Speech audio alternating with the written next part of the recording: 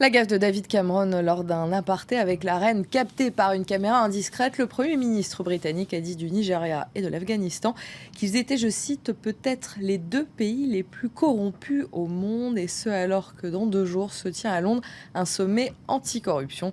40 pays y assisteront, dont les deux cités précédemment. Le président nigérien doit même y prononcer un discours. Florent Rodeau. Voici la séquence à l'origine de la polémique.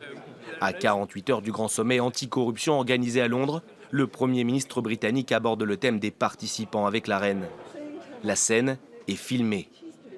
Nous avons discuté ce matin au Conseil des ministres et nous avons parlé de notre sommet anticorruption. Nous avons les Nigérians. En fait, les dirigeants de plusieurs pays extraordinairement corrompus vont venir en Grande-Bretagne. Le Nigeria, l'Afghanistan, peut-être les deux pays les plus corrompus du monde. Une déclaration qui met David Cameron dans l'embarras à quelques heures d'accueillir le président nigérian sur le sol britannique.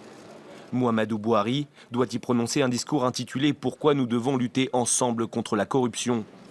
Depuis sa prise de fonction en mai 2015, le chef d'État africain a lancé une vaste campagne pour combattre le fléau dans son pays. Le Premier ministre britannique a dû penser à un vieux cliché du Nigeria. Les choses changent, la corruption et tout le reste. Également visé par les propos de David Cameron, l'Afghanistan et son président Ashraf Ghani.